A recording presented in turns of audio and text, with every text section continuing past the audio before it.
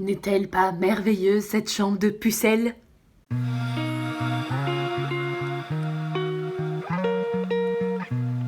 Bonjour à tous et bienvenue dans ce troisième point lecture pour cette fin d'année. Alors déjà je vous souhaite un joyeux Noël à tous et j'espère que ça va de votre côté malgré cette période un peu, comment dire, un peu difficile. Voilà, j'espère que tout va bien de votre côté et de mon côté j'ai pu lire 4 nouveaux livres donc je vais vous les présenter tout de suite. Le premier livre que je vais vous présenter, c'est La Reine des Quiches de Sophie de Villenoisy. J'adore cette autrice, je l'avais découverte avec Joyeux Suicide et Bonne Année, son grand succès. Et là, du coup, c'est une nouvelle comédie qui s'attaque au destin de Muriel, qui, en étant un peu timide et réservée, a écrit un espèce de livre érotique et va se faire publier par un grand éditeur qui est Gallimard. Et du coup, ça va bousculer complètement la vie de sa famille et sa vie à elle. Alors pour mon avis personnel, j'adore Sophie de Villenoisy, j'adore son écriture. Par contre, j'avoue que là, le personnage est à claquer. J'avais envie de lui foutre des claques en disant mais arrête de te plaindre pour rien, c'est chiant. Voilà, c'est chiant. Même si bon, j'ai trouvé un peu rigolo qu'une espèce coincée se retrouve à être publiée sur un livre un peu chaud et érotique. Ça c'est rigolo, hein. Mais elle est chiante à mourir. Vraiment, c'est ça qui m'a fait déprécier le livre, je pense. Enfin, déprécier, non, je l'ai pas... C'est un avis mitigé. De toute façon, les 4 sont des avis mitigés, je vais vous dire. J'étais, c'est bien, mais... Voilà. Donc, La Reine des Quiches ne revient pas du tout à la cheville de Joyeux Suicide et Bonne Année. Ça reste quand même un bon moment, hein, parce qu'on peut avoir plusieurs points de vue. Et ça, j'ai trouvé ça super intéressant. Comme d'habitude, elle nous envoie sur des sentiers complètement inconnus et où on s'y attend surtout pas. Donc ça, c'est super cool. Par contre, voilà, si vous n'avez pas peur d'avoir envie de claquer... le personnage principal, je peux vous le recommander que vivement.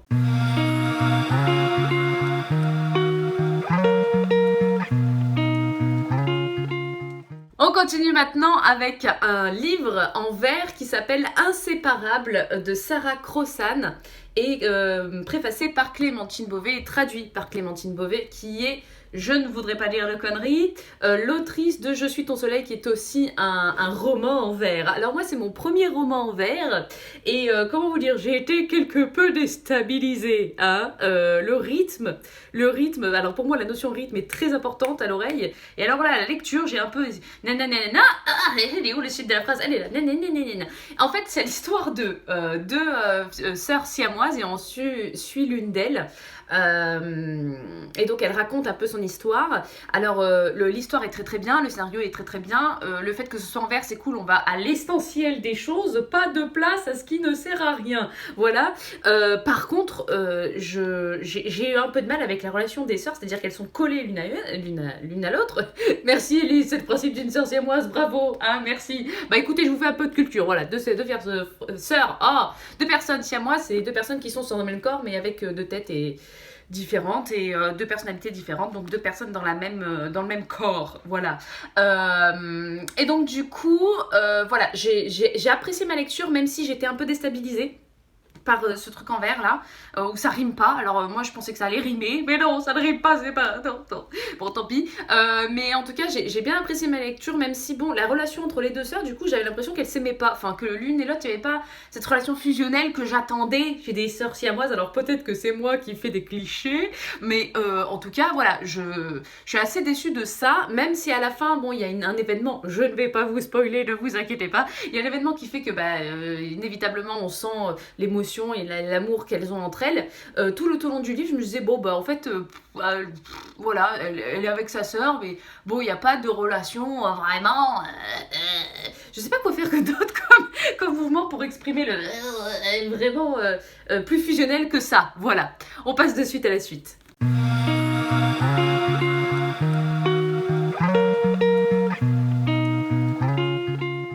Le Club de l'ours polaire de Alex Bell. Alors c'est publié aux éditions... C'est quoi l'édition? Eh ben je ne sais même pas. Ben je ne sais pas. Voilà, c'est une édition. Elle est magnifique. Regardez-moi cette couverture. Je sais pas si vous voyez. C'est magnifique. C'est trop trop beau. Alors on suit l'histoire. Comment elle s'appelle? Ah moi les prénoms c'est quelque chose de terrible. Stella. Voilà, Stella, une petite fille de Stella qui est orpheline et qui a été récupérée par un explorateur des ours polaires du club des ours polaires et elle va devenir elle aussi exploratrice et suivre sur son chemin du coup son tuteur, enfin son papa, celle qu'elle appelle son papa. Et elle va faire suivre un périple, un espèce de voyage un peu initiatique entre guillemets parce qu'il n'y a rien de philosophique, hein. C'est un conte pour Noël, d'accord. Bon, c'est vraiment pour les enfants. Le décor est splendide, on a de la neige, voilà. Le décor de Noël, on y est, on est dedans. Enfin, c'est pas à Noël, mais en tout cas, le décor alpin est vraiment magnifique. Enfin, moi, en tout cas, comme je me le suis imaginé. Il y a même des petites illustrations qui sont vraiment très sympathiques. Voilà, les illustrations. C'est pas trop beau? Moi, j'adore. Bon, j'ai bien apprécié ma lecture, mais c'est un peu trop simple pour moi. Je pense que je suis pas la cible privilégiée puisqu'elle est faite pour les enfants et c'est à partir de 10 ans, même si je pense que avant 10 ans, si vous avez des enfants un peu lecteurs, ça passe crème. Voilà, l'histoire est plutôt cool, elle est plutôt chouette, mais j'aurais plus apprécié de le voir en film là pour le coup. Je pense que ça pourrait rendre quelque chose de plus joli parce qu'il y a beaucoup d'effets visuels et de magie, etc. Ce que du coup je préfère voir moi en film. Mais après c'est chacun ses goûts, chacun ses couleurs.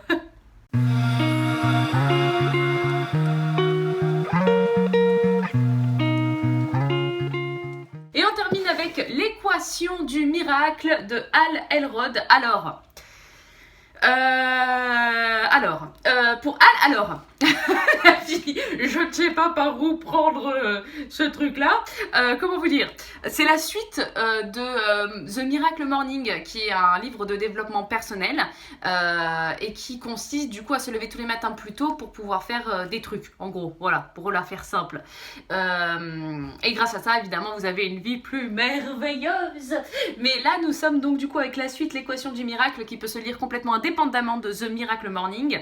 The Miracle Morning, si vous avez une routine de vie, elle vous convient tout à fait, je pense. Ce livre pourra vous convenir.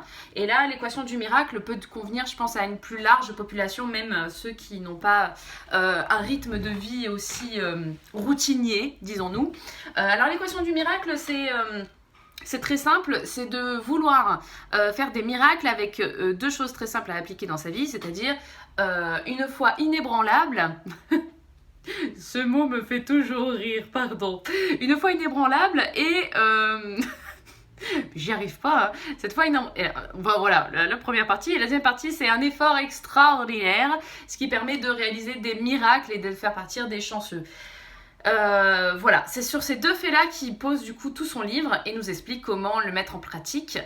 Bon, comment vous dire? C'est mitigé aussi, c'est très mitigé, ça m'a fait soulever des questions beaucoup plus personnelles, mais que je vais garder pour moi personnellement du coup. Mais par contre, ce qui m'a vraiment très agacé, cette notion d'argent qui revient sans cesse, money, money, money, cette écriture à l'américaine, moi je ne peux pas. L'écriture à l'américaine c'est hey, tu es un espèce de personne médiocre et tu vas avoir une vie merveilleuse grâce à cette formule parce que pour l'instant tu es ignorant. Alors moi ça c'est superficielle, voilà, on doit noter notre vie en fonction des catégories, que ce soit sentimentale, professionnelle, familiale, on doit noter notre vie pour pouvoir exprimer au plus haut potentiel les choses. Et moi, cette notion d'être heureux juste en exploitant des choses potentielles et en gagnant plus d'argent, moi j'ai du mal. Où est la notion de bonheur là-dedans? Voilà, c'est intéressant, mais il faut lire toujours un livre de développement personnel avec un œil critique parce que moi ça m'a dérangé cet aspect-là. Comment vous dire, même si tu as une vie que tu notes toi à 2 sur 10, elle peut être très épanouissante et remplie de bonheur. Enfin, t'es pas obligé de gagner des 100 et des 1000 pour être heureux. Enfin, moi c'est ça qui me dérange là, dans l'écriture américaine, c'est hey, vous pouvez gagner $1 million.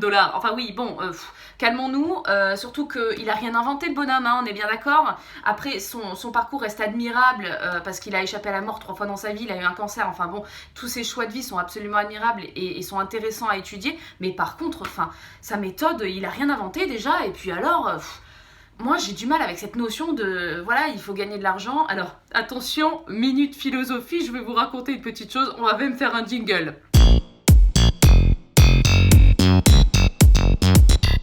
Un jour, un proche m'a dit: tu vois Elise, cette boîte, à l'intérieur il y a 1500 €. Et quand tu auras cette boîte chez toi, tu réussiras ta vie, tu pourras dire: j'ai réussi ma vie. Et moi j'ai répondu: non, tu te trompes. Tu te trompes. Ce n'est pas ça, réussir sa vie. Il a regardé le coffre, il m'a regardé et il a dit: oui, c'est vrai.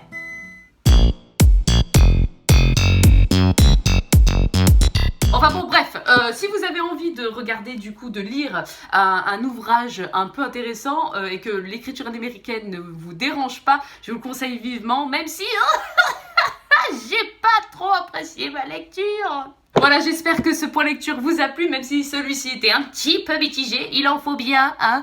Sur ce, je vous souhaite un très joyeux Noël, de très bonnes fêtes, même si je pense pouvoir vous faire un point lecture avant cette fin d'année 2020 que nous avons hâte de quitter. Voilà, je vous fais des gros bisous, à la prochaine. Salut, bye.